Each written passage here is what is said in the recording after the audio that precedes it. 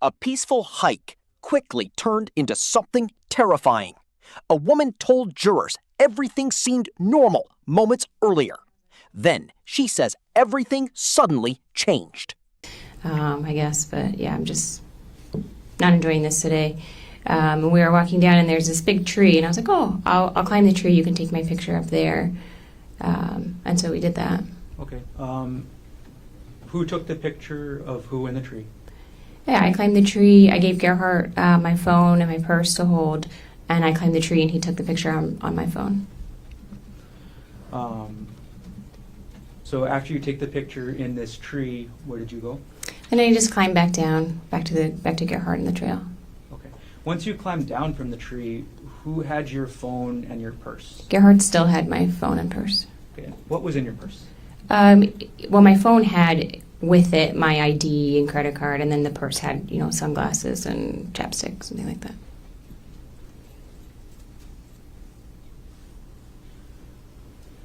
Okay.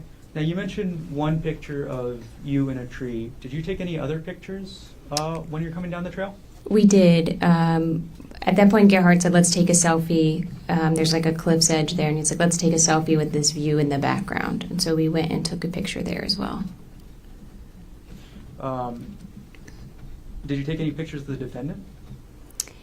On the hike up, we were both taking pictures. We were taking Snapchats and pictures. We have a family Snapchat group, and we were sending pictures in there. I see. Okay. All right. And you said Snapchat. What is Snapchat? Snapchat is an app that's photo-based that you send. I don't know how to describe it better than that. It's ephemeral. And you said there was ephemeral? It doesn't last very long. It's not like permanent storage. So you would send maybe less. You would send more pictures than you might otherwise. Okay. And let's see. Did you have access to any of your photos from Snapchat after this? Some, not all. I'm going to approach with State's Exhibit 131, which has previously been shown to the defense counsel and shown again. May I approach? Yes. Ariel, I've handed you what's been marked as State's Exhibit 131. Do you recognize what I've handed you? Yes. What is this? This is a picture of Gerhardt standing by the cliff's edge that I took on Snapchat and sent in that family Snapchat message. Okay. Could you clarify this for us? Is this going up the trail or coming down? This was taken on the way up when we were hiking up before we had turned around. Okay. Does this photo fairly and accurately depict the defendant as you photographed him on March 24, 2025? Yes, it does. At this point, the state moves Exhibit States 131 into evidence. Yes, we're talking. No objection. What has been marked for identification as State's Exhibit 131 is received into evidence. And I'm going to publish now State's Exhibit 131. Okay. Ariel, if you can look at the photo and describe maybe what's on the screen as well, what is the text on the photo? It says, "Don't look down." Okay. The courtroom sat silent during emotional testimony. A woman described being near a steep cliff edge. What she said happened next shocked everyone. Is that your Snapchat ID as well? I'm sure it is. All right. I'm going to take down State's Exhibit 131. And I'm going to retrieve the exhibit from you.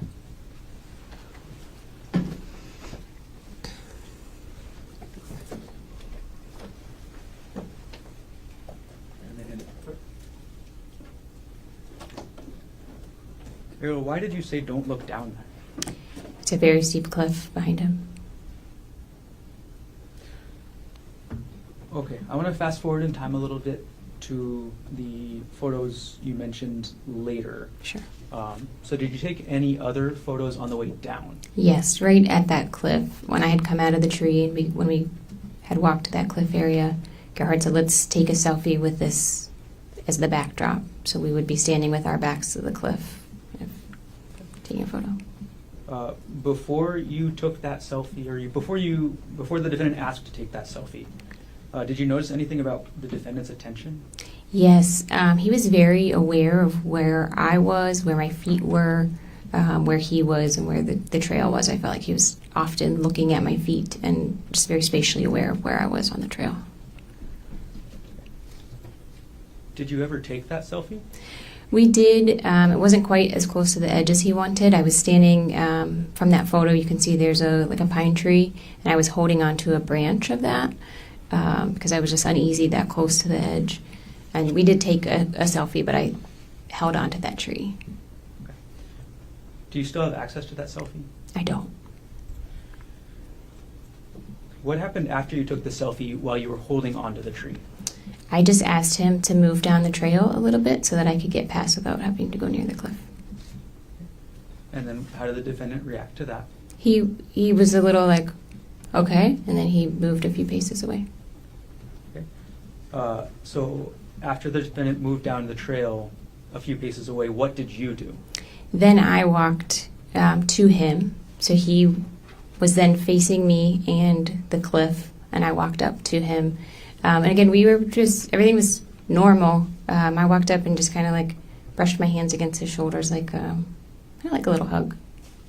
Okay. As you had your hands against his shoulders, where was the defendant facing? He was facing the cliff, facing me. My back was to the cliff, and he's facing me and the cliff. And how far behind you was the cliff? Feet, 10 or less. Excuse me, I couldn't hear that. 10 or less feet. All right. So, okay, after this happens, after you get to where the defendant is on the trail, what happened next? When I walk up to him, then he grabbed me really forcefully by my upper arms, and he said, "I'm so sick of this. Get back over there." And he starts pushing me back towards the cliff. While the defendant was grabbing you and pushing you, what did you do? I was surprised. It felt almost like he was kidding at first, and I was like, "What are you doing?" But he had grabbed me really hard and was moving me. So we kind of wrestled a little bit, and I threw myself onto the ground because there's a lot of trees and shrubs there so that I could hold on. A routine hike allegedly became a fight for survival. Jurors heard chilling details from the witness stand. Then, nearby voices changed everything. He had his legs on either side, kind of across my waist. On March 24, 2025, how tall were you? About 5'6". And how much did you weigh on that day? About 145 pounds. Okay. And on that date, how tall was the defendant? About 5'10". And how much did he weigh? Maybe 165 pounds. Okay. And then you said straddling. Can you describe what that looked like for us? Sure. I'm laying on my back, and he's on top of me with kind of like one leg on either side across my waist, facing me. Once the defendant was on top of you, what did he do next? So he was first trying to pull me, try to get me closer to the cliff. And again, I could kind of hold on to the roots and stuff that were around us. And then he had a backpack that he was hiking with. And he, like I said, he's on top of me. And he had a syringe in his hand. And he says, "Hold still." And I see the syringe, and I just kind of like bat it away from us both. Okay. When you first saw that syringe in his hand, did you actually see where it came from? I didn't see where it came from, no.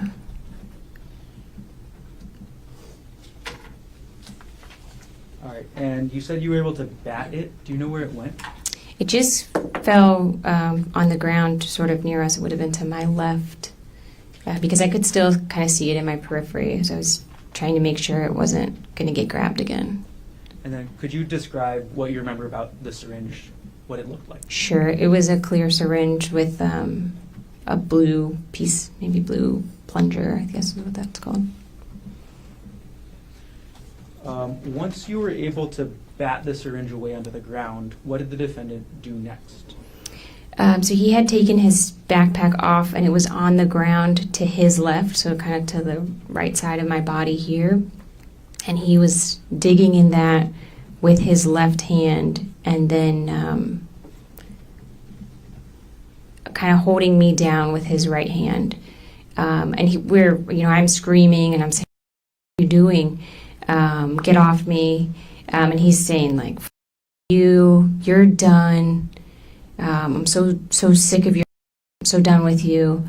And I'm trying to kind of protect myself and get out of there. But also he's gripping his hand closed really hard. And there's a vial in his hand, so I was trying to pry his hand open so I could grab that vial out. Okay. Which hand did you see the vial in? The vial was in his right hand. Okay. And did you actually get to see the entire vial? No. Okay. What part of it did you see? I could see pieces of it because I'm trying to like pry his fingers off of it so that I can grab it and throw it. Were you able to open his hand that was holding the vial? Not enough to get the vial away.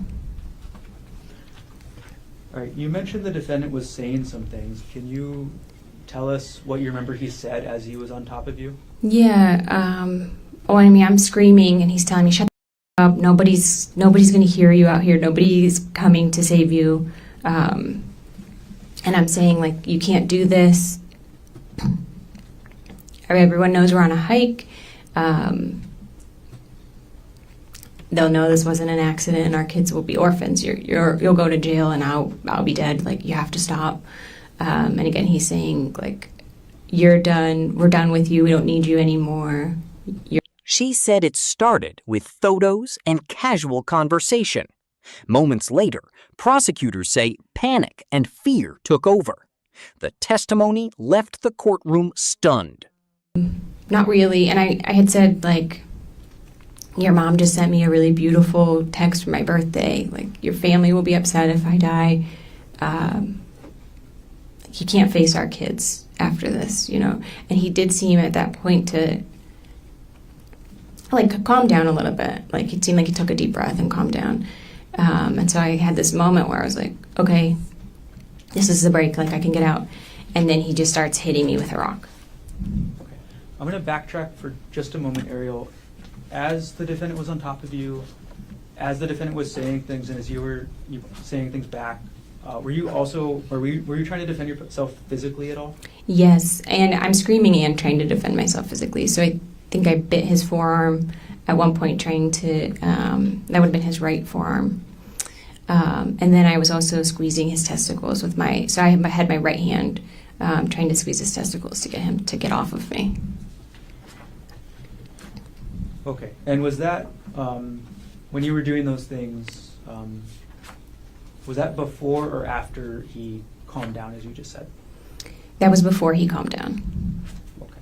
So what happened, you said, after the defendant calmed down? Oh, well, it felt like he calmed down because it looked like he took a deep breath. And again, I was screaming, and so he's covering my mouth and stuff. And then we had this moment of, like, it seems like he takes a deep breath. And then he just starts hitting my face and my head with a rock. Did you see where the defendant got the rock from? I didn't see where he got it from, but, like, spatially, he was, like, reaching up around this area of my head. So my impression was that there was a rock on the ground near my head that he was able to grab. Were you just holding your hand around the left side of your head? Yes, sorry. When the defendant was hitting you with the rock, did you say anything? I just started screaming because in my mind, he was trying to knock me unconscious to get to be able to drag me over the edge. So I just was screaming then as much as I could. Did the defendant respond to what you were screaming? No. Did anybody other than the defendant respond to what you were screaming? Yes. So I'm screaming, and I do think I was saying something like, "Please help. He's trying to kill me." You know, I'm hoping somebody can kind of hear that. And I, at some point, hear a woman's voice say, "We're here. We're calling 911. We're here. We're calling 911." Okay. So after you hear that woman's voice, what happens? He just kind of Gerhard just kind of froze and knelt back away from me. And I just crawled away really slowly. And again, he seemed just frozen. And then I was yelling to the voices I heard, "Are you still there? Are you still there? Don't leave me." and I couldn't hear anybody calling anything back, so I just kept crab walking away, like I'm on my butt, kind of like scooting, and I just kept going and got to like a lower part of the trail. The women were down there, and one of them was on the phone with emergency personnel. As you crab walked away, did the defendant follow you? No. So as you crab walked away, did you see what the defendant did? He just, like I said, he seemed frozen. He just kind of stood up and was staring. And then I didn't see where he went after that. He didn't follow me when I went down to those women. What happened when you got to the two women? When I got to them, we were just trying to figure out how to get out of there as quickly as we could. And so they tried to stand me up to see if we could walk down with me kind of draped over them to get through, but I couldn't stand. Excuse me. That was just like an unstable. So one of them went behind me and was kind of sweeping to make sure he wasn't coming after us, visually scanning to make sure he wasn't coming after us. And then the other one was in front leading us. And one of the women had like a large metal water bottle, and she had that in her hand, and she was like, "This is the only weapon I have." But and then I crab walked or kind of scooted down the whole trail with them on kind of either part to try to keep us safe. After this happened, where was your phone? My phone and my bag were still with Gerhardt. A normal day on a hiking trail took a dark turn. The witness described terrifying moments during her testimony. Then help arrived just in time